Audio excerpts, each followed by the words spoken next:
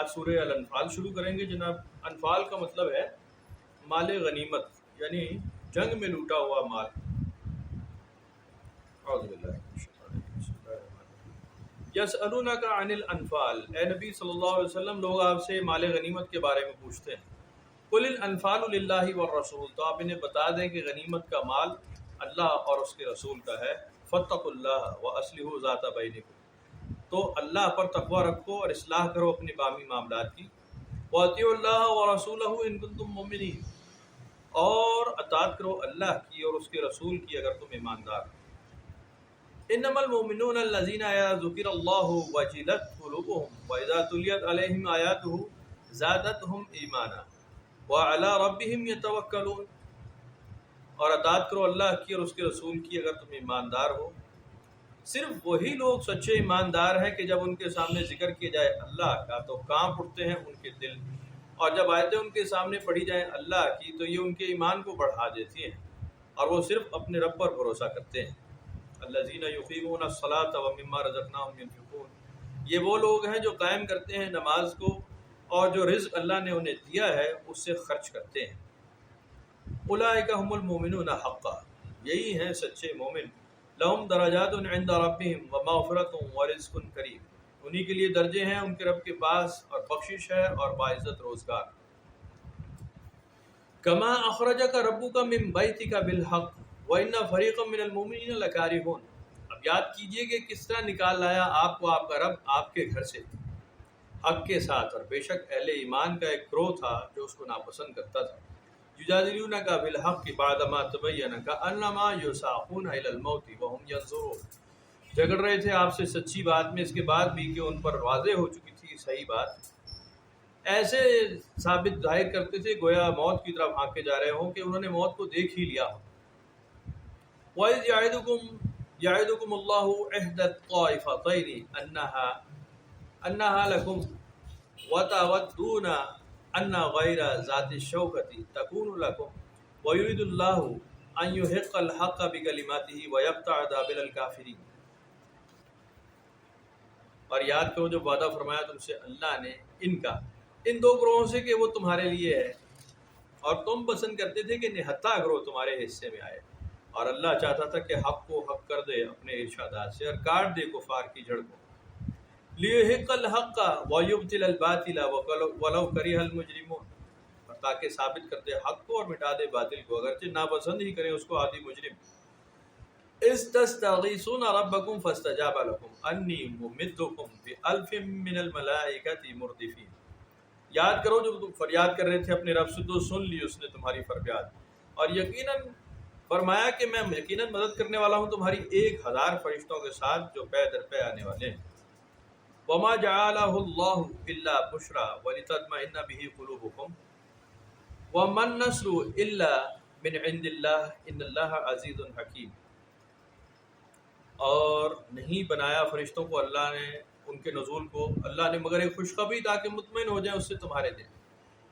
اور نہیں ہے مدد مگر اللہ کی طرف سے کہ بے شک اللہ غالب ہے حکمت والا۔ یہ خاص واقعے کی طرف ظاہر ہے اس کا ذکر ہے، اس کا اشارہ ہے غزوات سے ریلیٹڈ اور آپ کی ہجرت سے ریلیٹڈ اور بہت سارے معاملات، اور غزوہ بدر اور اس کے اندر بہت سارے اور معاملات۔ اوور آل بھی آپ لگا لیں کہ بہت سارے ایونٹس میں ایسا ہی ہوا ہے، کوئی ایک ایونٹ میں بھی آپ نہ لگائیں اس کو۔ شان نزول کے حساب سے بالکل ٹھیک ہے کہ شان نزول اس کی یہی بنتی ہے۔ اللہ تعالیٰ نے انسانوں کو مسلمانوں کو وہ ظاہر ہے ایک عقل سلیم کے ساتھ پیدا کیا ہے، وہ یہی سمجھتے ہیں کہ جی معاملات ہیں، شہر کی زندگی ہے، کاروبار ہے، کام ہے، کوئی حساب کتاب طریقہ کار کے ساتھ کام چلے گا، لیکن نبوت کا معاملہ اور ایمان کا دین کا معاملہ اس سے یکسر الٹ ہوتا ہے، مختلف ہوتا ہے، اور اس میں اللہ کی مرضی اور منشا پہ چلنا ہوتا ہے، اور ظاہری طور پہ انتہائی مشکل راستہ ہوتا ہے۔ اس میں سویلائزیشن نہیں ہوتی، اس میں شہری زندگی نہیں ہوتی، اس میں کام کاروبار نہیں ہوتا، اس میں ترقی نہیں ہوتی، منافع نہیں ہوتا، اس میں سیکیورٹی نہیں ہوتی، بہت سارے کام اس میں ظاہراً نظر نہیں آتے۔ وہ کرایا اس لیے جاتا ہے کہ سب کچھ چھوڑ کر تم اللہ کی رضا پر آ جاؤ، اللہ کی مرضی پر۔ اب جیسے پیچھے موسیٰ علیہ السلام کی مثال ہے کہ آپ کو شہری زندگی سے ایک ایونٹ کریٹ کرایا گیا باقاعدہ کہ آپ کے ہاتھ سے ایک لڑائی ہوئی اور اس میں ایک بندہ قتل ہو گیا اور موسیٰ علیہ السلام کو مصر کی سرزمین سے نکالا گیا، آپ پہ قتل کا الزام آیا، پھر کہیں جا کے آپ حضرت شعیب علیہ السلام سے ملے اور معاملہ چلا ہوا، آپ کی شادی ہوئی اور کوہ طور پر گئے. یہ باقاعدہ انٹر ریلیٹڈ، ساری چیزیں انٹر ریلیٹڈ ہوتی ہیں. ورنہ بے یار مددگار شہر کی زندگی چھوڑ کر ایک جنگل باسی ہو جائے آدمی، اور آپ کہیں کہ جب واپس مڑے گا تو حکمران بن کر لوٹے گا، پوری قوم کو آزاد کرا لے گا. لکنت والی زبان ہوگی لیکن اس کی زبان میں انتہائی تاثیر ہوگی، اس کے تھرو توریت نازل کی جائے گی. کون ایکسپیکٹ کر سکتا؟ کوئی عقل سلیم، عقل کی کوئی اس میں دلیل نہیں ہے. لیکن ایسا ہی ہوا موسیٰ علیہ السلام، نبی پاک صلی اللہ علیہ وسلم کے ساتھ بھی بالکل ایسا ہی ہوا کہ پہلے ایک بڑی رسپیکٹیبل زندگی، بڑا پیسہ، مال دولت، عزت تکریم، اور پھر سب کچھ آہستہ آہستہ آپ سے لے لیا گیا، اور بہت مشکل حالات، بڑی سخت، اور پھر مدینہ کی طرف جانا، بے یار مددگار جانا، یا پھر جہاد کے لیے نکلنا شہر کی لائف کو چھوڑ کر، یا بے یار مددگار زندگی میں سے چھوڑ کر وہاں جانا جہاد کے لیے، جنگ کے لیے، غزوہ بدر کی طرف جانا. اور یہ ولنگلی یہ گئے ہیں، یہ ایسے نہیں ہوا، یہ مجبوراً طور کر ہم نہیں گئے، یہ ولنگلی گئے کہ جی بہت کم سورسز میں، بہت تھوڑی تلواریں، تیر، گھوڑے، پیدل زیادہ، بہت کم، یعنی جنگ جیتنے کا بہت کم یعنی امکان، جس میں اس میں بھی نبی صلی اللہ علیہ وسلم وہاں سے نکلے اور جہاد کی طرف گئے، اور بدر ہوا، اور ساتھ ہی احد بھی ہوا. اسی طرح بہت سارے غزوات میں ایسے ہی ہوا کہ بے یار و مددگار تھے، کبھی بھی بہت زیادہ ڈومیننٹ نہیں تھے کہ جی ہم ایک دم کلین سویپ کر جائیں گے اور بالکل بڑے سورسز ہیں اور ایسا نہیں تھا. ہمیشہ ہی مشکل حالات تھے جس میں نبی پاک صلی اللہ علیہ وسلم نکلے، صحابہ کرام نکلے، اور پھر جب تک ثابت قدم رہے صحابہ کرام، فرما برداری کی نبی پاک صلی اللہ علیہ وسلم، کامیابی ہوئی. جہاں تھوڑی سی نافرمانی کا عنصر آیا تو وہاں نقصان ہوا. غزوہ احد میں جیسے غزوہ بدر میں ہے تو 1000 فرشتوں کا نازل ہونے کا ذکر ہے کہ اللہ تعالیٰ نے فرمایا کہ ہم تمہاری اس سے مدد کرنے والے ہیں، وہ بھی اس لیے کہ تمہارے دل مطمئن ہو جائیں. فتح تو میں تمہارے لیے لکھ چکا ہوں تمہارے جذبہ ایمانی کی وجہ سے، میں دوں گا. اور ایسا ہی ہوتا ہے، ایسے ہی معاملات ہیں. اللہ تعالیٰ کا یہ طریقہ رکھا، بندگان خدا نے بھی اسی کی ترغیب تعلیم دی ہے کہ آپ اپنے جو مشرکانہ سوچ ہے، روپیہ پیسہ ہے، مال متاع ہے، عزت ہے، دولت ہے، صحت ہے، آپ کی ریپوٹیشن ہے، یہ ساری چیزیں آپ کو نہیں بچاتی. حالانکہ آپ اگر ایک پریکٹیکل لائف میں ایک شہری زندگی میں گزر رہے ہیں، فیملی کے ساتھ رہ رہے ہیں، تو آپ ان کے بغیر کیسے چلیں گے؟ آپ کو ایک چھت چاہیے، آپ کو ایک سیکورٹی چاہیے، آپ کو ایک ماحول چاہیے، آپ کو ایک کام کاروبار چاہیے، آپ کو ایک آمدن چاہیے، کوئی سیلری چاہیے. آپ ایک طریقے کے ساتھ چلیں گے. درس تدریس آپ کو سیکھنی پڑے گی. آپ پہلے کتابیں پڑھیں گے، اسکول کالج یونیورسٹی سے فارغ ہوں گے، کہیں استاد بنیں گے. نبی پاک صلی اللہ علیہ وسلم کے ساتھ ایسے سارے معاملات الٹ ہوئے ہیں. پیچھے بیک گراؤنڈ آپ کا ہے کہ آپ بالکل پڑھے لکھے نہیں ہیں، کسی اسکول کالج، کسی استاد کے پاس کہیں نہیں گئے، کسی درسگاہ میں کبھی نہیں گئے، لیکن معلم ہے کہ وہ جناب ہے، وہ معلم ہی نہیں ہو سکتا جو نبی پاک صلی اللہ علیہ وسلم کی پیروی نہ کرے. وہ استاد، علم وہاں سے ہی شروع ہو رہا ہے، وہاں سے ہی معاملہ اسٹارٹ ہو رہا ہے، وہیں سب سے بڑا علم بھی وہیں نازل ہوا، وہیں سے آگے پھیلا. یہ اس لیے کروایا کہ اللہ تعالیٰ نے یہ ثابت کیا ہے کہ جب ہم چاہتے تو ہم سب کچھ کر لیتے. تمہارے سورسز، تمہارے طریقہ کار، تعلیمی نظام، تمہارا فائنینشیل اکانومکس، یہ ساری کھوتے کا سر ہو جاتی ہے. جب ہم ترقی دیتے ہیں تو پھر ہمارا معاملہ الگ ہوتا ہے. اور عام زندگی میں بھی آدمی اس طرح بہت بار دیکھ سکتا ہے. میں نے پچھلے کئی سال پہلے ایک آپ کو کہانی سنائی تھی اپنے ہی سے ریلیٹڈ. 2005 کی بات ہے، غالباً 2005 ایک سروے ہوا. میں اس وقت سروس کر رہا تھا ٹیلی ویژن میں، اور ہمارے پاس ایک سروے آیا کہ جناب علی جو آئندہ 2 سال آ رہے ہیں نا، 2003 سے آن ورڈ، یہ خشک سالی کے ہیں سال. یہ 2 سال بارش نہیں ہوگی، پاکستان خشک سالی کا شکار ہو جائے گا، پانی کے ذخائر سوکھ جائیں گے، برا حال، پینے کو پانی ختم ہو جائے گا، کیونکہ پیچھے انوائرمنٹل کنڈیشنز ایسی ہوئی. اور اس پہ بہت بڑا سیمینار ہوا اور کنونشن سینٹر میں ہوا اسلام آباد میں. بہت پوری دنیا سے بڑے بڑے لوگ آئے تھے. لیکن ہم تو خیر وہ افیم کھانے والے لوگ تھے، وہ سن لیا اور دفنا دیا اس کو. اس کے اوپر کوئی کام کاروائی اس وقت بھی نہیں ہوئی، ماشاءاللہ آج بھی نہیں ہوئی. 2005 میں جب اس انالیسس کے مطابق بالکل قحط ہو جانا چاہیے تھا کہ پانی کا ایک قطرہ باقی نہ ہو اس ریجن میں، کلاؤڈ بسٹر آیا. اتنا پانی برسا، اتنا جو ریکارڈ تھا کبھی نہیں اتنا برسا تھا. اسلام آباد میں 10-10 فٹ پانی چڑھ گیا، راول پنڈی میں آپ نے دیکھا 10-10 فٹ پانی چڑھ گیا. ڈیم فل ہو گئے ود ان نو ٹائم، اور وہ ہم اس وقت ڈیوٹی پر جا رہے تھے اور بس پھنس گئی ہماری، بس نکلنے والی، اتنا پانی تھا کنونشن سینٹر کے باہر اور یہ سرینا ہوٹل کے باہر کہ جی بس نہیں جا سکتی تھی، اتنا پانی تھا جہاں کبھی پانی کھڑا ہونے کا چانس نہیں، اتنا قدرت کے نظام ہے. وہ ایسے ہی اپنی نشانیاں دکھاتا ہے کہ جہاں انسان کی کیلکولیشنز ختم ہوتی ہیں وہاں سے اس کے معاملات شروع ہوتے ہیں. تو نبی پاک صلی اللہ علیہ وسلم کے ساتھ متعدد بار ایسے ہی ہوا. مقارب صحابہ کرام اس کو دیکھ چکے تھے کئی بار، لیکن 9 جو مسلم تھے جو ابھی نئے داخل ہو رہے تھے، ظاہر ہے ان کے ایمان کی کیفیت کچھ اور تھی، جس کو آپ اگلے سبق میں اس میں پڑھ رہے ہیں اگلی آیتوں میں، کہ ان کا ایک گروہ ایسا تھا جنہوں نے کہا کہ جی یہ کوئی عقل کی بات نہیں کہ آپ اپنے سورسز کو بہت خراب کر رہے ہیں، بجائے اس کے کہ اس کو بچایا جائے جو کچھ ہمارے پاس ہے. جنگ ہوگی، بگاڑ ہوگا، اختلافات ہوں گے، ہم اور تباہ ہو جائیں گے، ہم تو زیرو پر آ جائیں گے، بالکل ہی یہاں پہ کھنڈر نکل آئیں گے. ابھی تو پیٹ پہ پتھر باندھ رہے ہیں، تو اس سے بھی نیچے جا کے ہم نے کہا ہماری تو اولادیں مر جائیں گی بھوک پیاس سے. جنگ کی طرف نہیں جانا، بیٹھ کے نیگوشیٹ کر لے، بات کریں، باہر مت نکلے جہاد کے لیے یا آپ ہجرت کے لیے، یہ وقت نہیں. تو اللہ تعالیٰ نے فرمایا کہ یہ آپ سے وہ بات کر رہے تھے جو کہ ہم کو پہلے بتا چکے کہ اللہ کی مرضی کچھ اور ہے، اور آپ نے بھی پھر کیونکہ آپ اللہ کی مرضی جانتے تھے تو آپ نے نہتے لوگوں کا گروہ جو بے یار و مددگار تھے ان کو پسند کیا اس میں سے، کہ آپ کو پتہ تھا کہ اللہ تعالیٰ کی مرضی نصرت تو کسی کے ساتھ بھی آ سکتی ہے، انہی کو طاقت مل جائے گی، انہی کے ساتھ معاملہ چل جائے گا. جیسے ہم نے پچھلے سبق میں بات کی سورہ عبس کی کہ نبی پاک صلی اللہ علیہ وسلم کو ارشاد فرمایا گیا کہ یہ پڑھے لکھے سیانے پیسے والے دولت والے لوگ جو آپ کے پاس بیٹھ کے بحث مباحثہ کرنے آئے ہیں، دین ہم ان سے نہیں چلائیں گے، دین ہم چلائیں گے اس نابینا آدمی سے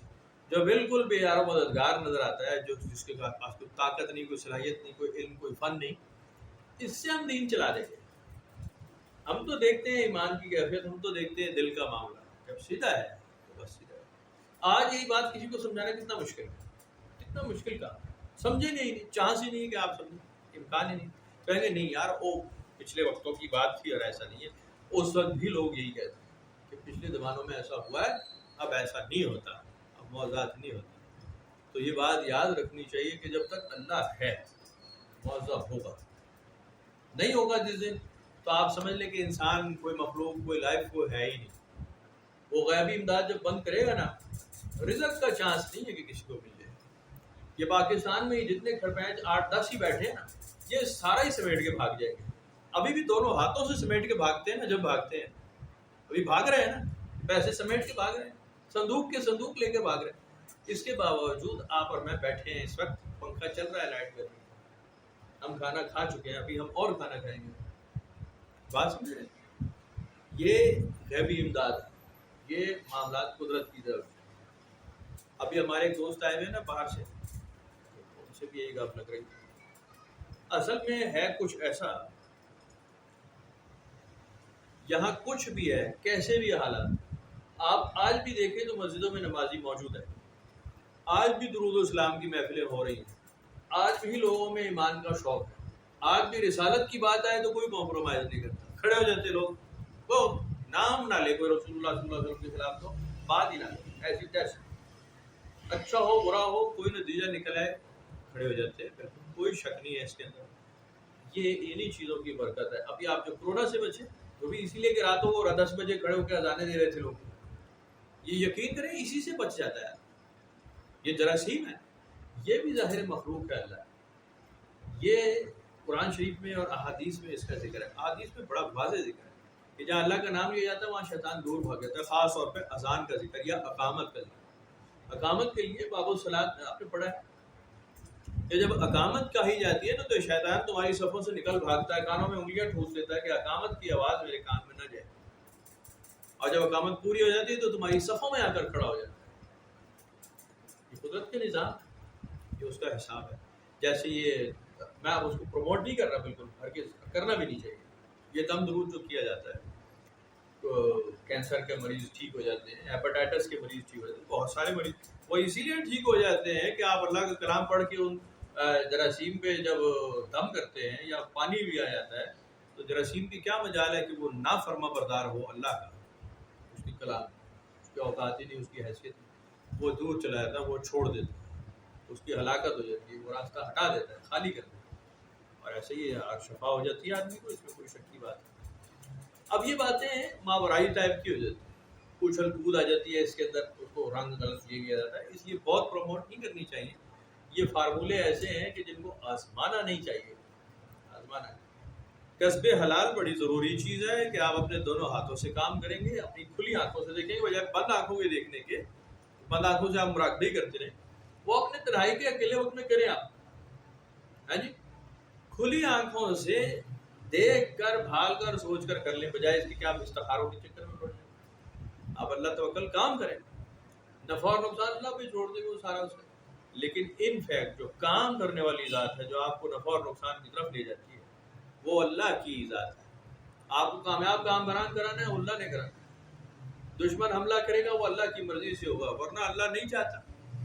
کہ آپ کو نقصان ہو۔ سوال ہی کوئی نہیں نقصان۔ قرآن شریف میں لکھا ہے کہ اگر اللہ مجھے کوئی نفع دینا چاہے تو تم نہیں روک سکتے، اللہ کوئی نقصان پہنچانا چاہے تو تم مجھے نقصان پہنچانے والے نہیں ہو۔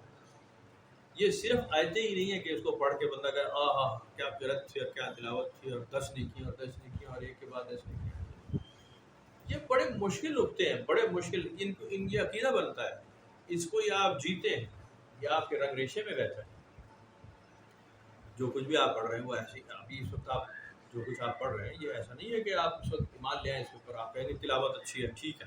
پڑھیں گے مزہ آئے گا۔ لیکن اگر آپ کو کہا جائے کہ یہی تمام کانسیپٹس، یہ تمام بلیفز آپ کو اپنے اندر سمونے ہیں، اس کے اوپر پوری یقین رکھنا ہے، ناممکن ہو جائے گا، سوال ہی بہت مشکل ہو جائے گا۔ آپ غیر اللہ کی طرف بھاگیں گے، سورسز کی طرف بھاگیں گے، غلط صحیح۔ اس وقت تو آدمی بالکل بھولا ہوا ہے نا، یہ تو حالات اس وقت ہے کہ جی آپ کو کہیں سے ارننگ کا کوئی چانس ملے کہ جی آپ کے حالات ٹھیک ہو سکتے ہیں، آپ جناب علی بٹ کوائن پہ آ جائیں، آپ جناب ڈالر کرنسی پہ آ جائیں، ٹریڈ پہ آ جائیں، فیڈ ایکس پر آ جائیں، آپ ٹریڈنگ پر آ جائیں، اس میں وہ اسٹاک ایکسچینج کی وہ نئے نئے کام آپ کو دکھائیں گے، آپ یوٹیوبر بن جائیں، آپ پٹھی سیدھی ننگی قسم کی ویڈیوز بنائیں تب بیچیں، اور وہ بہت سارا جناب پیسے آ جائیں۔ تو آپ حرام حلال کو پھر ایک سائڈ پہ رکھیں گے، اور پھر آپ کہیں گے کہ اگر ایزی ارننگ ہو رہی ہے تو کرو، کھاؤ، کوئی بات نہیں، اللہ مالک ہے، کیونکہ ہم نمازیں پڑھتے ہیں۔ تو آپ اس فارمولے پہ چلے جائیں گے، آرام اور آرام مکس کر دیا جائے گا جیسے آج کل ہو رہا ہے۔ آپ کلی طور پہ اس خوخائب میں تھوڑے گریں گے جہاں نقصان نظر آ رہا ہے۔ اب جب آپ سیدھے راستے پہ چلیں گے، سیدھے راستے، آپ کو نقصان نظر آئے گا۔ وہ سیدھا راستہ جو ہے نا وہ بڑا سخت ہوتا ہے، اس میں روپیہ پیسہ مال عزت نہیں ہوتی، وہ بڑی سختی ہوتی ہے، بہت مشکل ہوتی ہے۔ پھر آپ کہتے ہیں بیٹھ کے بات کر لو، کمپرومائز کر لو، کوئی حل نکال لو مسئلے کا۔ بس مسئلے کا حل جب آپ نکالتے ہیں آپ تتر بٹیر ہو جاتے ہیں۔ حرام اور حلال مکس کرنا پڑتا ہے، کمپرومائز نہیں ہو سکتا۔ چور لٹیرے، آپ کہیں گے یار شیطان کے ساتھ آؤ، میں ذرا ڈیٹیل گفتگو کرتا ہوں کہ یہ جھگڑا مکے یار آدم اور شیطان، وہ ہمارے ساتھ دشمنی نہ کرے۔ یہ ہو سکتا ہے؟ یہ ہو ہی نہیں سکتا، امکان ہی نہیں ہے۔ لیکن کئی لوگوں نے کمپرومائز کر لیے ہیں اسی بات پر کہ جی ٹھیک ہے شیطان کے ساتھ بھی ہمارا کوئی جھگڑا نہیں ہے، کمپرومائز کر لیتے ہیں، اس کی بھی آدھی مان لو، کچھ اس کی مان لو، گیٹ میں تتر بٹیر کر کے نظام چلاؤ، نظام چلنا چاہیے۔ تو بہرحال یہ چھوٹے چھوٹے جو مسائل، چھوٹی چھوٹی جو غلطیاں ہوتی ہیں، چھوٹے چھوٹے غلط عقیدے، چھوٹے چھوٹے، یہی بڑے ہو کر بڑے غلط عقیدے بنتے ہیں، یہی خرابی کے راستے پر۔ انسان آہستہ آہستہ ایمان کمزور ہو جاتا ہے، اس کا آہستہ آہستہ ہم ہو گئے ہیں کمزور، ہم بہت جسمانی طور پہ ہم کمزور ہیں، باپ دادا سے لے کے آج اپنی صحت لگا لیں آپ کتنے کمزور ہیں۔ ابھی جب ہم 60 سال پر پہنچ جائیں گے تو ہماری ہیلتھ کنڈیشنز کیا ہوں گی آپ خود اندازہ لگائیں۔ اس وقت کیا ہے، 10-20 سال بعد کتنی ہوں گی، کہاں پہنچے، سوال ہی نہیں ہے نا۔ لیکن ہمارے باپ دادا ابھی گئے گزرے 60-70 سال 80 سال میں، ان کی ہیلتھ کنڈیشن ایسی نہیں تھی، اتنی خراب نہیں تھی، 70-75 سال کے وہ ہم سے بہتر تھے۔ ہیلتھ وائز بھی آپ کم ہوئے ہیں، عقیدہ ایمان میں بھی کمزوری ہوئی ہے۔ پہلے وہی جو بیہودہ لغویات کہی جاتی تھی چیزیں، آج کل وہ انٹرٹینمنٹ اور مذاق ہے، یہ فنی ویڈیوز ہیں، یہ فنی موویز ہیں، بڑا بڑا ننگی عورتیں ننگی حرکتیں کر رہی ہیں، مرد پاگل ہو گئے، عورتوں کی شکلیں بنا کے ٹک ٹاک الٹی سیدھی بنا رہے ہیں لوگ، حاصل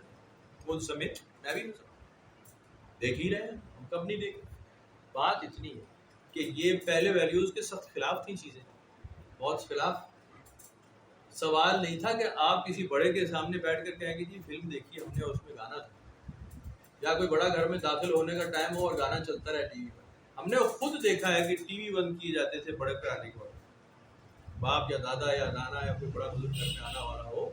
تو ریڈیو یا ٹی وی بند کیا جاتا تھا کہ گانے کی آواز نہ ہو کہ جی بڑا بزرگ سن لے، کیونکہ وہ تو چنگی کلاس لیتے تھے۔ آج کل بابا اگر کوئی کلاس لے نا گھر کا تو وہ جناب علی گھر والے اس کے پیچھے پڑ جائیں گے کہ بابا ولن ہے ساڑھے گھر، بدماشی کریں گے اس کے ساتھ، اس کی نقلیں اتاریں گے، اس کو آئسولیٹ کر کے فارغ کریں گے کہ اس کا دماغ خراب ہو گیا، یہ بہت ہر وقت بولتا ہے ٹر ٹر کر۔ پرسوں کی عزت ہوتی ہے، وہ بھال لیتے تھے کہ نہیں اس کی بات صحیح ہے، سنی جائے مانی جائے۔ تو بہرحال میں نے کئی بار آپ کو بات سنائی ہے کہ جناب کون امکان ہی نہیں تھا اس بات کا کہ آپ جناب علی کوئی انڈین فلم لگی ہوئی ہے اور آپ ود فیملی دیکھ رہے ہیں سارے چھوٹے بڑے بیٹھ کے، سوال ہی نہیں تھا اس بات کا۔ اس میں پتہ تھا کہ جی اس میں بےہودہ قسم کے دو چار گانے آئے، حالانکہ بےہودگی بھی کیا تھی، وہ تو اب ایسا لگتا ہے کہ بڑا اسلامی قسم کے گانے تھے ہیں، آج کے حساب سے کمپیئر کریں نا اگر، وہ لگتا ہے وہ تو بڑے مذہبی لوگ تھے۔ یہ تو ایک دو ڈرامے پی ٹی وی کے بنے جس میں لڑکیوں کا دوپٹہ نہیں تھا، خاص طور پہ جب ایس ٹی این آیا سر پہ دوپٹہ نہیں تھا، کپڑے پورے تھے جو یہاں تک بند تھے، یہاں تک آپ دیکھ لیں پرانے ڈرامے،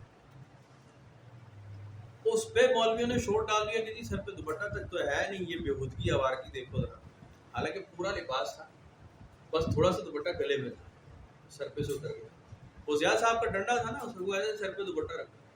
تو وہ لوگ اس کے خلاف بات کرتے تھے، عجیب لوگ تھے، وہ اس کے خلاف بات کرتے تھے کہ جی سر پہ دوپٹے کی، وہ ماپارا صدر تھی، وہ ضد میں نہیں پہنتی تھی، وہ بڑی مشکل سے اس کو جب وہ نکالنے کی بات تھی تو پھر اس نے کہیں پہننا شروع کیا کہ جاب ہی ختم ہو جائے۔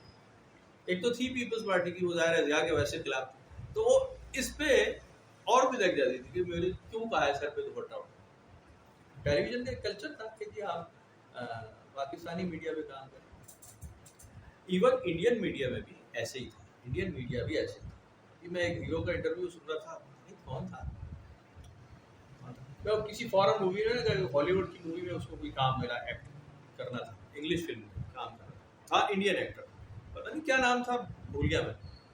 کل میں دیکھ رہا تھا۔ تو کہتے ہیں کہ جی اس کے اندر ایک سین تھا کہ جی رات ہو رہی ہے، بیڈ روم کا سین تھا اور اس میں سونا ہے جی، میاں بیوی لیٹے ہوئے، تو انہوں نے کہا کہ بھائی کپڑے اتارو، کرتا اتارو، یہ تمہیں پھر یہاں لیٹنا پڑے گا۔ تو اس نے کہا نہیں جی یہ تو انڈین کلچر میں تو ہم کپڑے اتار کے نہیں سوتے۔ کہ یہ کیسے ہو سکتا ہے کہ یار کرتا شلوار پہن کے تم سو جاؤ گے؟ اس نے کہا جی ہمارے یہاں ایسے ہی سوتے ہیں، میڈیا بھی ایسے ہی اور کلچر بھی ایسے ہی، ہم نہیں قمیضیں اتار کے پھر رہے ہوتے سو رہے ہوتے، ہمارے کلچر میں نہیں۔ تو کہتے ہیں میں نے وہ سین ایسے ہی فلمائز کیا، میں نے نہیں اتارا۔ کیا یار یہ پٹ جائے گی فلم، لیکن وہ ظاہر ہے کلچر چونکہ ایک تھا تو کسی نے اس کو بادر ہی نہیں کیا کہ ایسا کلچر ایسا ہوتا ہے، ایسٹ کا کلچر ایسے ہی ہے، پھر اسلامک کلچر ہے اس کے اندر اور پردے داری اور اس میں لحاظ داری، وہ آہستہ آہستہ آہستہ آہستہ ختم ہوتا جا رہا ہے، ختم ہوتا جا رہا ہے۔ ابھی سلمان خان کا ایک میں انٹرویو سن رہا تھا، کہتے کہ جی مجھے ایک دفعہ آفر ہوئی تو میں انگلینڈ جانا تھا، تو میں شارٹس میں ہی نکر میں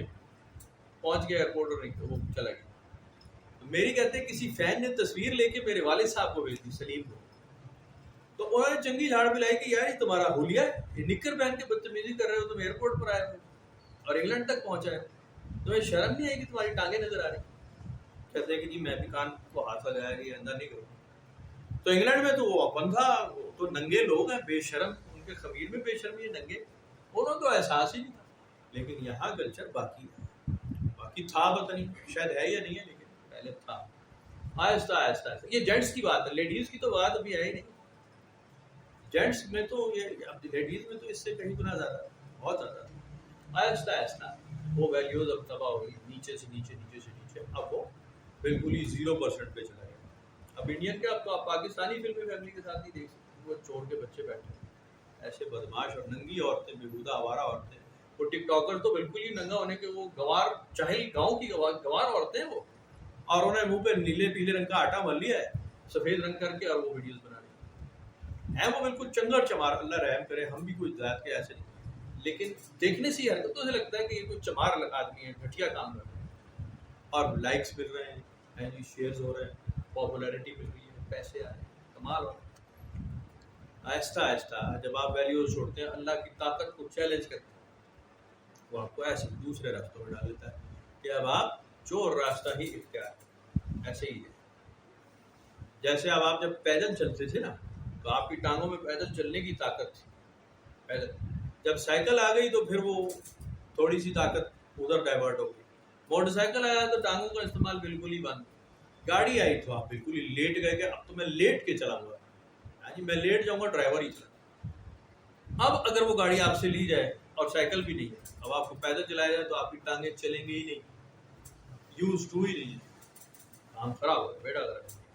تباہی لگ جاتی ہے۔ تو آہستہ آہستہ انسان اسی طرح کمزور ہو جاتا ہے، ایمان کے حساب سے بھی اور صحت کے حساب سے۔ تو آہستہ آہستہ جب آپ پہ کوئی آزمائش آتی ہے، مشکل آتی ہے، پریشانی تنگی، پناہ مانگنی چاہیے، ہم اس لائق نہیں، پریشانی سے آزمائش پناہ مانگنی چاہیے، دور سے بھی ہم لائق نہیں، پھنس جائیں گے، لیکن اگر آتی ہے تو وہ آپ کو تھوڑا سا پالش کرنے کے لیے، تھوڑا سا طاقت جسم میں ڈالنے کے لیے، تھوڑا سا آپ کو فزیکلی مضبوط کرنے کے لیے، ذہنی اور آزمائش ڈالنے کے لیے آتی ہے کہ آپ مشکل صعوبت اٹھانے کے یوز ٹو رہے، خدا نہ خاصہ بڑی آزمائش ہے تو آپ بالکل ہی چیخے نہ مارے، کنٹرول کرتے ہیں۔ جیسے چھوٹے بچے ہوتے ہیں، چھوٹے بچے چلنا سیکھا، گر رہا ہے، چوٹ لگ رہی ہے، بخار ہو رہا ہے، چلتے پھرتے گر گیا، ناک پہ منہ پہ چوٹ لگتی ہے بچوں کو، چھوٹوں کو، وہ چیخے مارتے ہیں گھر والے، وہ گر گیا۔ ان فیکٹ وہ بچے کا لرننگ پیریڈ، اسے چوٹ لگنے کی عادت پڑ جاتی ہے کہ خون بھی نکلتا ہے، چوٹ بھی لگتی ہے، زخم بھی ہوتا ہے، درد بھی ہوتا ہے، پھر اس کو پیر مضبوط رکھنے کی عادت پڑتی ہے، پھر وہ پکے رکھتا ہے پیر، تو پتہ ہوتا ہے بھائی غلطی کی، پیر سلپ ہوتا ہے، تلک جاتا ہے، گرتا ہے بندہ، چوٹ لگے ہی نہ چوٹ، کبھی آپ نے اس کو گدوں سے ہی نہ اتارا ہو، اگر چار ابھی تو وہ میں دیکھ رہا تھا، ایک وہ آیا ہوا ہے کٹ آئی ہوئی ہے بچے کی، چھوٹے بچے کی، اس کے سر پہ بھی انہوں نے وہ کپڑے کا وہ لگا دیا فارم، اور ٹانگوں میں بھی لگا دیا، اور وہ کہ یہ جب چلے گا بچہ تو اگر گر بھی گیا تو چوٹ نہیں لگنی، کمال ہو گیا۔ وہ بچہ جناب علی ایسا لگ رہا ہے کہ ابھی یہ ایسٹروناٹ ہے اور یہ ابھی چاند پہ جانا کیا پروٹیکٹیو کٹ ہے جی۔ اور شکر ہے کرونا کی بدماشی ختم ہو گئی، نہیں تو اس وقت ہم سارے اس وقت ماسک پہن کے نا وہ پورا وہ بیٹھے ہوتے، خلائی مخلوق تو نہیں کہنا چاہیے، لیکن چلو کچھ بنے ہوئے ہوتے، خلائی مخلوق سے کوئی ہمارا دوست یاد آ جاتا ہے وہ کہہ رہا تھا تو اچھا تھا، چلو خیر۔ تو بہرحال بات اتنی ہے کہ انسان کو اللہ تعالیٰ نے یہ نشانیاں اس لیے رکھی۔ اب یہ قرآن شریف کا ایک اور بات سمجھ لینی چاہیے کہ قرآن شریف میں یہ معاملہ ہے نبی پاک صلی اللہ علیہ وسلم کی ذاتی زندگی کا، جہاد فزیکل، کہ آپ کسی زندگی میں زیادہ فزیکل طاقت آپ استعمال کرتے ہیں اور کام، اور اس سے حاصل ہونے والا جو مال ہے، جو اسباب ہے، انفال ہے، وہ اللہ اور اللہ کے رسول کا ہے، وہ آپ کا ذاتی نہیں ہے، جس کی آپ نے جان کی بازی لگا کے جو حاصل کیا ہے، جیتا ہے، وہ آپ کا نہیں ہے۔ آپ لائیں اللہ کے رسول کے پاس اللہ کا مال سمجھ کر امانتاً، اور اس میں کوئی چیز روکنی نہیں ہے، وہ اللہ کا رسول جب چاہے اور جیسے چاہے تقسیم کر دیتے ہیں۔ تو اس کی اور بہت ساری تفصیل ہے کہ جناب علی اس میں کیسے کیسے لوگوں کا حصہ ہے، اقربا کا حصہ ہے، یتامہ کا حصہ ہے، مساکین کا حصہ ہے، سارے حصے اس میں الگ، اور 3 حصے اور ڈسٹریبیوٹر، تو 5واں حصہ آپ کے ذاتی استعمال میں دیا جاتا ہے، اور یہ اسی لیے ہے کہ جان کی بازی لگانے کے بعد بھی جب تم کوئی مال حاصل کرو گے تب بھی وہ تمہارا سارا مال تمہارا نہیں ہے، تمہیں کمیونٹی میں رہنا ہے، تمہیں ایک گروہ میں رہنا ہے، تم یہ مت کہہ سکتے، نہیں کہہ سکتے قارون کی طرح کہ یہ میری محنت کی کمائی ہے۔ قارون کا کیا جملہ قرآن میں لکھا ہے کہ جتنا مال میں نے کمایا اپنی عقل سے، فہم سے، محنت سے کمایا، تم بھی عقل فہم محنت کرتے، اپنے ٹائم پہ صحیح کلک ہو جاتا ہے، جیک پاٹ لگتا ہے، تمہارے پاس بھی مال ہوتا ہے۔ یہ فرعون کا جملہ لکھا ہوا ہے، قارون کا جملہ لکھا ہوا ہے قرآن شریف میں۔ تو اللہ تعالیٰ نے فرمایا کہ وہ ایسا ہی سمجھتا تھا، پھر جب ہم نے اسے گاڑ دیا تو اٹھا لیتا اپنی محنت، اس وقت اس کی عقل کہاں گئی تھی، وہ صلاحیت استعمال کرتا، بڑا سیانہ تھا، وہ گڑ کیسے گیا، زمین میں دھس کیسے گیا، پھر ختم کیسے ہو گیا، ودن نو ٹائم وہ سارا مال چلا کیسے گیا۔ باغوں کا ذکر قرآن شریف میں لکھا کہ ہم تمہیں ایک باغ کی کہانی مثال سنا رہے ہیں کہ اس میں اچھی طرح جب کھیت کی کٹائی کا ٹائم آ گیا تو ایک بگولا آتا ہے، اس کو لے کے فارغ کر دیتا ہے، اس کا بھس کر دیتا ہے۔ تو اس میں عقل والوں کے لیے دلیلیں ہیں، جب ہم چاہتے ہیں تو فائدہ دیتے ہیں، جب چاہتے ہیں تو نقصان کر دیتے ہیں۔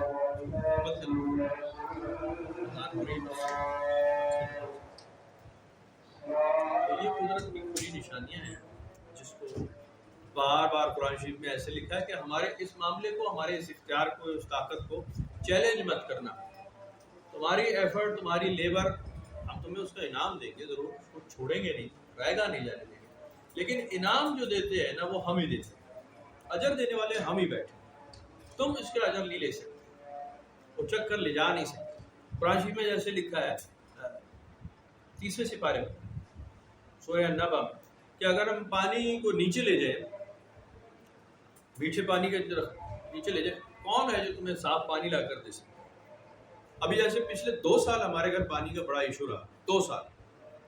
بڑے تنگ، بڑا برا حال جناب، ایسی تیسی، نہ کوئی بورنگ والا آ رہا، نہ کوئی، انہیں پتا تھا کہ جی گڑبڑ ہے، کام ہوگا ہی نہیں، پانی اس ایریے میں ہے نہیں.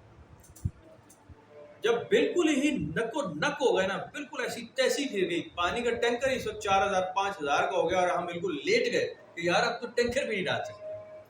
وہ بارشیں آئیں، او ہو ایسی بارشیں کمال. اب جب عید آئی نا، بڑی پانی کا رولا گیا، پانی اور ٹینکر، وہ غیر ٹینکر والے ہڑتال کر کے بیٹھ گئے. 3000 تک کا تو ہم نے ٹینکر ڈلوایا. اس کے بعد بھائی پھر مچھلی ختم ہو گئی کہ یار کریں گے. اور قربانی والے دن آپ کو پتا ہے جانور ذبح ہو رہا ہے، خون گوشت صفائی، پانی کا سارا. وہ بارش پڑی ایک دن پہلے، وہ جناب علی ہم نے پائپ ڈالا ٹنکی یوں اوپر کھولنا شروع ہو گئی، پانی فل ہو گیا. چلو شکر ہے عید گزر گئی. اب جناب علی اللہ کا شکر ہے کہ وہ بورنگ میں بھی ایسے پانی جیسے پہلے تھا، وہ فل اوپر خود بخود ہی، نہ کھدائی کرائی نہ کچھ کرائی، دوبارہ ٹھیک ہو گیا. یہ قدرت کے نظام ہے، جب وہ چاہے تو سب سوکھ لے، کھینچ لے. اب 2 سال پیچھے ہی بارشیں ہوئی ہیں، کچھ نہیں ہوا، لیکن جب وہ دیکھتا ہے کہ نک و نک ہو گیا، اب تو یہ افورڈیبلٹی سے نکل جائے گا، وہ ڈیڈ لاک کو پھر خود کھول دے، معاملہ سیدھا ہو جاتا ہے. تو بندہ خدا کا کام یہ ہے کہ اگر وہ فراوانی دے تب بھی شکر کرے، اور جب وہ قبض و بست قبض کر لے تو اس کو بھی شکر کرے. دونوں سائڈ پہ شکر ہی ہے. اور پانی کا تو معاملہ ایسے ہے کہ میں نے آپ کو پہلے بھی سنا کہ نبی پاک صلی اللہ علیہ وسلم سے روایت ہے ایک منصوب کہ ایک صحابی چلتے پانی پر، ایک ندی نالے پر وضو فرما رہے تھے. تو نبی پاک صلی اللہ علیہ وسلم نے ان کو انگیج کیا کہ آپ پانی ضرورت سے زیادہ کیوں استعمال کریں، ضائع مت کریں. انہوں نے ایسی کہ جی چلتے پانی میں بھی پانی ضائع ہو جاتا ہے. آپ نے کہا جی ہاں، اس سے آپ کی عادت خراب ہوتی ہے.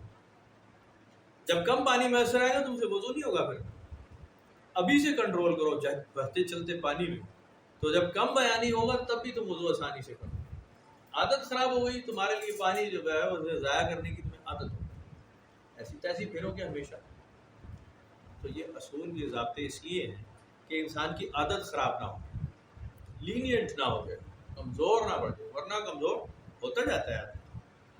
آپ جس گندی عادت ہو، ابھی آپ نیند بڑھانا شروع کر دیں، آپ 15 گھنٹے سونا شروع کر دیں، کوئی مسئلہ نہیں. اور پھر اگر آپ کو کوئی کہے نا کہ یہ زیادہ سو رہے ہیں آپ، تو آپ کہیں گے جی میں اٹھ ہی نہیں سکتا، اٹھا جاتا ہی نہیں، میرے جسم میں درد ہے. اور لٹرلی ہوگا کہ بدن ٹوٹنا شروع ہو جائے گا، آپ کی تکلیف ختم نہیں ہوگی، چیخیں ماریں گے آپ، ٹانگوں میں ایسے درد ہوگا، آپ کہیں گے یار مر گیا، لٹ گیا.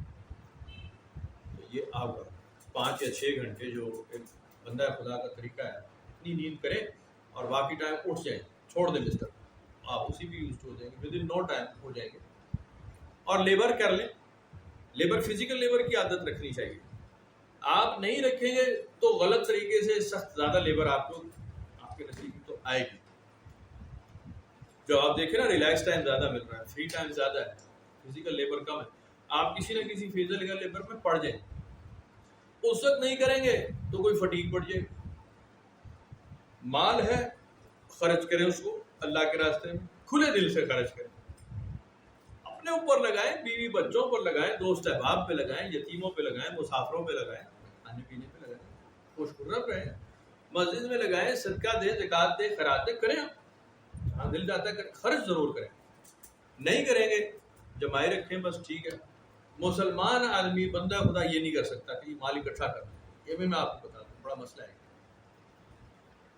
اگر آپ نماز پڑھتے ہیں اور آپ روزہ رکھتے ہیں اور آپ دور سلام والے آدمی ہیں، آپ کہیں میں جوا بھی کھیل لوں، بھائی جان آپ جوئے میں کامیاب نہیں ہوں گے، ایسی تیسی پھر جائے گی آپ کی. آپ 1-2 راؤنڈ جیت جائیں گے، لیکن تیسرے راؤنڈ میں جو آپ کا حال ہوگا نا، وہ وہی ہوگا جو قرآن شریف میں لکھا ہے، ایسی تیسی پھر جائے گی. تو آپ جائیں ہی نا، آپ آپ کر ہی نہیں سکتے، حرام آپ کو نہیں بچے گا، اندر کلمہ لگل پہنچ چکا ہے، وہ پھنس گئے آپ اس کو نہیں چھوڑ سکتے، ایسی تیسی پھر جائے گی حرام مال سے، حلال بھی نکل جائے گا، بالکل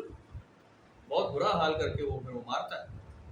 وہ نہیں چھوڑتا، وہ سختی کرتا ہے، اور وہ اسی لیے کرتا ہے کہ جناب علی وہ جیسے وہ زنگ لگا ہوا نا کسی چیز میں، وہ اس کو رگڑا بہت اچھی طرح جاتا ہے، یا تو ہاتھ سے ریگ مال ورنہ مشینی ریگ مال، پھر بھی نہ ہو تو کاٹا جاتا ہے وہ ریگ مال والا حصہ، زنگ والا اگر نہیں پورا ہو رہا پیس ہی کاٹ دیا جاتا ہے، نیا پیس ڈالا جاتا ہے۔ یہ اصول ہوتا ہے بندہ خدا کے ساتھ کہ آپ ایک تو اپنے وجود کو، اپنے روح کو، اپنے دل کو زنگ لگنے ہی نہ دیں، برائی کا، نافرمانی کا، توکل پکڑا رکھیں، توکل کا سائیکل کرتے جائیں، بالکل وہ آپ کو بالکل ٹھیک کلئی ہے آپ کے لیے، نہیں کریں گے تو پھر زنگ لگے گا، اور پھر اس پہ سخت کر کے زبردست رگڑا لگے گا، اور پھر چیخیں نکل جاتی، ہم اتنے ہیں نہیں اتنے قابل کہ جی ہم وہ رگڑا برداشت کر سکیں، اس لیے ایک تو پناہ مانگیں، آزمائش آئے ہی نہ، رگڑا لگے ہی نہ، مشکل پڑے ہی نہ، ہم لاڈلی نسل میں سے ہیں، لاڈلے ہی رہے آج تک، تو آئندہ بھی لاڈلے ہی رہے، ٹھیک ہے، آزمائش آتی ہے چیخیں مارتے ہیں، چھوٹی آزمائش بھی، ابھی تو سر میں درد ہوئے تو چیخیں مارتے ہیں، ہلکا سا سر میں درد، ہمیں کوئی چیز اچھی نہیں لگی، پسندیدہ فلم گانا لگا دو، ہم کہیں گے بند کرو یار اسے، ختم، بہترین کھانا کوئی پکا کر رکھ دے، لیکن اگر آپ کے پیٹ میں مروڑ ہے آپ کہیں گے نہیں کھا سکتے، اور درد وہ تکلیف آپ کو ساری راحت، سارا آسائش سب ختم کر دیتے، تو ہم تو اتنی چھوٹی بات پہ چیخیں مارنے والے لوگ ہیں،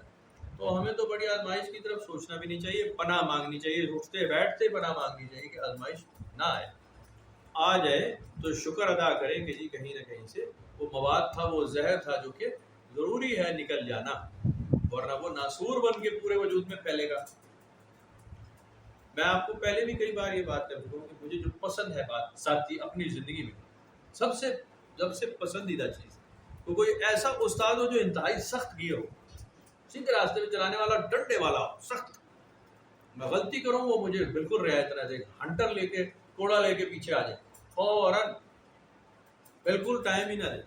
اور رکھ کے لگائے 4-6 اچھی طرح کہ ساری برائی، ساری آلائش آسائش، ساری بدماشی فراڈ دماغ سے نکل کے باہر نکال دے۔ سب سے کامیاب آدمی وہ ہے، سب سے نصیبوں والا آدمی وہ ہے جسے ایسا رہبر مل جائے جو انتہائی سخت ہو،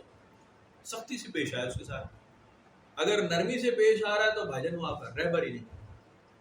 وہ تو آپ کو تباہ کر، وہ تو آپ کا دوست ہی نہیں ہے، جو آپ کی برائی آپ کو نہ بتائے، جو آپ کو سخت نہ رکھے، آپ کا ہاتھ نہ کھینچے، آپ کو روکے نہ ہاتھ سے، آپ کا دوست نہیں ہے، وہ آپ کی تباہی کے لیے کہہ رہا ہے خیر ہے کوئی گل نہیں، ایک اور پیگ لا لے، ایسی پھرنا چاہتا ہوں، بندہ خدا ہوگا وہ ضرور آپ کو کہے گا نہ ایسی تیسی۔ ویسے ہمارے دوست کو لائے ہوئے تھے، تو ظاہر ہے ملک سے باہر رہ رہے ہیں تو نشہ تو وہاں ایک عام سی بات ہے، شراب پینا ایک عام سی بات، تو میں نے ان سے پوچھا، میں نے کہا کوئی سگریٹ کہتے ہیں جو بچپن میں ایک آدھ دفعہ پی تھی وہ دوستوں نے، پھر وہ اچھے دوست تھے، انہوں نے کہا کہ نہیں یار اس کو بند کر دو، تو کہتے ہیں اس کے بعد میں نے نہیں پی، اور ٹین ایجر میں کہیں جا کے نا شوق چڑھ جاتا ہے، وہ پھر ختم ہو گئی بات ختم، تو وہ اگر اچھے دوست تھے تو ہو گیا، ورنہ وہ کہتا پوری فیملی میں ہمارے پیتے ہیں، سارے دوست احباب کزن پیتے ہیں، لیکن کوئی اچھے دوست مل گئے تو اچھا نصیب ہو گیا، اس مسئلے سے جان چھوڑ گئی، نہیں تو سگریٹ پیتے تو پھر تھوڑے دن میں تھوڑی سی پکی سگریٹ پیتے، اور پھر پکی سگریٹ پیتے تو شراب اگر 4 چفیرے آپ کے پوری کمیونٹی میں پی جا رہی ہے اور آپ ملک سے باہر بیٹھے تو پھر کون سی دیر لگتی ہے شراب پینے، انسان کہتا ہے کوئی بات نہیں یہ نشے والی نہیں ہے، جیسے ہمارے مولوی ہیں نا کئی کہتے ہیں وہ نشے والی شراب حرام ہے، مولویوں کا کئیوں کا بدماشی ہے، بڑے بدماش مولوی یہاں بیٹھے ہیں اس وقت بھی زندہ ہیں اور پیتے ہیں، تو اللہ تعالیٰ یہ ہدایت دے، پیئے تو اپنے بند کمرے میں پیئے، اس کو پروموٹ کیوں کرتے ہیں، وہ کہتے ہیں یہ نشے والی نہیں ہے، ہر شراب حرام نہیں ہوتی، بدماش چور ہے، ہر طرح کی شراب حرام ہے، ہر طرح کی، یہ رجس ہے، نجس ہے، ناپاک ہے، بالکل اس کے نزدیک بھی کبھی مت جائیں، یہ اس لیے بتا رہا ہوں کہ اب تو بہت تیزی سے پینیٹریٹ کر رہی ہے، آئس ہے اور ہیروئن ہے اور قلت ہے اور نشے، یہ تو عام سی بات ہے، نوجوان تک عام سی بات ہے، کر لیتے ہیں وہ شغل میں دوستوں کے ساتھ، کبھی نزدیک بھی مت جائیں، کبھی خیال بھی مت کریں، گڑبڑ ہو جائے گی، آپ چھوٹی برائی کریں گے بڑی برائی آپ کے نزدیک آ جائے گی، فوراً اللہ کی مدد دور ہو جاتی ہے آپ سے، فرشتے ہٹ جاتے ہیں۔ نبی پاک صلی اللہ علیہ وسلم نے پیاز اور لہسن کے بارے میں یہ ارشاد فرمایا کہ تم یہ چیزیں کھا کر بدبودار ان سے منہ سے بدبو آتی ہو، مسجدوں میں نہ آیا کرو کہ یہاں صفوں میں جو فرشتے کھڑے ہوتے ہیں انہیں تکلیف ہوتی ہے، نمازیوں کو بھی تکلیف ہوتی ہے۔ ایک دو بار آپ نے یہ تاکید فرمائی، حدیث میں آیا صحابہ کرام میں یہ بات مشہور ہو گئی کہ جی پیاز حرام ہو گئی۔ اب یہ ایک بڑی نعمت تھی کہ پیاز جو تھی وہ تو بڑی اس میں شفا اور بڑی دوائی، تو آپ نے فرمایا کہ حرام نہیں کی میں نے، بس مجھے اس کی بو پسند نہیں۔ آپ نے اس کی تصدیق کی کہ یہ نہ ہو کہ لوگ اس کو حرام قرار دیں۔ اور بعد میں پھر حضرت سیدنا عمر فاروق نے اس کا معاملہ ہی حل کر دیا، انہوں نے کہا کہ جی اس کو پکا کر بھون کر بدبو ختم کر کے کھاؤ اگر کھانی ہے۔ پھر ایک بار آپ نے روایت میں ایک تاکیداً ایک قافلے کو، ایک گروپ کو یہ تاکید کی کہ فلاں فلاں علاقے میں جب تم پڑاؤ کرو اور جاؤ تو وہاں کی پیاز کھانا، کہ وہاں کی جو وبائی حالت ہے اس علاقے میں وہ بیماری تمہیں اثر نہیں کرے گی۔ تو آپ نے تاکید بھی کر کہ حرام نہ ہو جائے۔ لیکن میں اس لیے عرض کر رہا ہوں کہ آپ کے ساتھ اللہ تعالیٰ نے جب ایمان نازل کیا ہوتا ہے تو فرشتے نازل ہوتے ہیں ساتھ، تا دم تا حیات آپ فرشتوں کے ایک جھرمٹ میں ایک گھیرے میں ہوتے ہیں، بندہ مومن جو ہوتا ہے۔ اور اگر آپ خلاف ورزیاں کرتے ہیں، دین کے کام کو چھوڑتے ہیں، نماز روزہ چھوڑتے ہیں، اللہ کو یاد میں پڑھیں، تو پھر شیطان آپ کے گرد لگ جاتے ہیں، فرشتے ہٹ جاتے ہیں، وہ پھر آپ کی شیطانی۔ قرآن شریف میں لکھا ہوا ہے کہ اگر تم سیدھے کام کرو تو ہم تمہارے لیے فرشتے نازل کرتے ہیں جو تمہاری سیدھے کام میں مدد کریں، اگر تم الٹا کام برائی کا کام کرتے تو ہم تمہارے لیے برائی کے معاونین ساتھ لگا دیتے ہیں۔ تو انسان کو یہ وقوفی ہے حماقت نہیں کرنی چاہیے کہ اس کے اچھے پاک باز معاونین انسانوں میں سے ہوں یا فرشتوں میں سے ہوں، اچھے رہبروں میں سے ہوں، اچھے دوستوں میں سے ہوں، اچھے اسسٹنٹس ہوں، اچھے مریدوں میں سے ہوں۔ کئی مریدوں کی مثال ملتی ہے، شیوخ کرام نے اپنے مریدوں کا نام لے کر کہا کہ یہ بڑا کمال ہے، یہ کوئی اس میں کوئی انہوں نے شرم نہیں کی کہ جی مرید کا مرتبہ تو کم ہوتا ہے اور شیخ کیسے کہہ دے، لیکن حضور سیدنا اگر محبوب الہی جیسا ہو تو انہیں کیا شرم، انہیں کیا لحاظ، ان کا تو مسئلہ ہی نہیں ہے جی۔ اگر نظام الدین اولیاء جیسی ہستی ہے تو اس کو کوئی شرم نہیں ہے۔ وہ یہ کہتے ہیں کہ جی میں جب اللہ کے حضور پیش ہوں گا قیامت کے دن تو میں وہ سوز دروں لے کے پیش ہوں گا جو امیر خسرو میں ہے، جس کیفیت سے، جس لگاوٹ سے یہ مجھے محبت کرتا ہے، جو جتنا یہ مجھے چاہتا ہے، اس کیفیت کو اگر میں اللہ کے پاس لے کر جاؤں گا اللہ کے حضور، مجھے یقین ہے کہ میں بخشا جاؤں۔ جس سچائی سے یہ مجھے چاہتا ہے یا جس لگاوٹ سے یہ کلام کہتا ہے، جو دیوانگی اس میں ہے، بس وہ کافی ہے کہ سیکھ لے آدمی کہ اللہ کے حضور جو مقبولیت ہے وہ کیسے ہو۔ آپ نے فرمایا وہ سوز درو اگر لے جاؤ جو امیر خسرو میں ہے تو نظام الدین اولیاء بھی کامیاب ہو جائے گا، کوئی شک نہیں، کوئی فرق نہیں، میں لے کر ہی ایسا جاؤں گا۔ یہ ایک شیخ الشیوخ جن کے ہاتھ سے اولیاء کرام کی لمبی فہرست جاری ہوئی، وہ حضرت خواجہ امیر خسرو کے بارے میں، اپنے خلیفہ اپنے نائب کے بارے میں انہوں نے یہ کہا ہے۔ میں یہ اس لیے عرض کر رہا ہوں کہ سیکھنے کا عمل تو کہیں سے بھی چل جاتا ہے، کہیں سے بھی، صرف ضروری نہیں کہ رہبر اور استاد اور کوئی بڑی عمر کا آدمی ہو، آپ سے کجا عمر میں چھوٹا، مرتبے میں چھوٹا بھی آپ کو سکھا دیتا ہے۔ بس سیانہ آدمی جو ہوتا ہے، سیانہ آدمی وہ اس سے اپنا مقصد پورا کر لیتا ہے، وہ اس سے ہدایت لے لیتا ہے، وہ اس کو اپنا رہبر جان لیتا ہے، وہ اس سے سیکھ لے لیتا ہے، ضائع نہیں ہونے دیتا۔ تو جتنا بھی قرآن شریف میں اگر لکھا ہے تو ہم تو بہت کم جانتے ہیں۔ اب میں تفسیر پڑھوں تو اس میں بہت ساری باتیں علماء کرام نے لکھی ہوں گی، تحقیق ہوتی بھائی ان کی، کوئی 20-30 سال اگر پھرتا رہا ہے اور ایک ایک آیت کے پیچھے کوئی آگے چھلانگیں ماری ہیں، پوری دنیا میں گھوما پھرا ہے اور اساتذہ کو دیکھا ہے، ظاہر ہے اس کا علم بہت زیادہ ہے۔ ہم تو بھائی روٹی سے نہیں نکلے ہے جی، تنخواہ، نوکری، کاروبار ہے جی، روپیہ پیسہ تو اس سے نہیں نکلے، ابھی شوق چڑھا ہے بڈھے ویلے کہ جی قرآن شریف پڑھنا، ظاہر ہے ہماری معلومات بڑی مختصر ہے، چھوٹی ہے،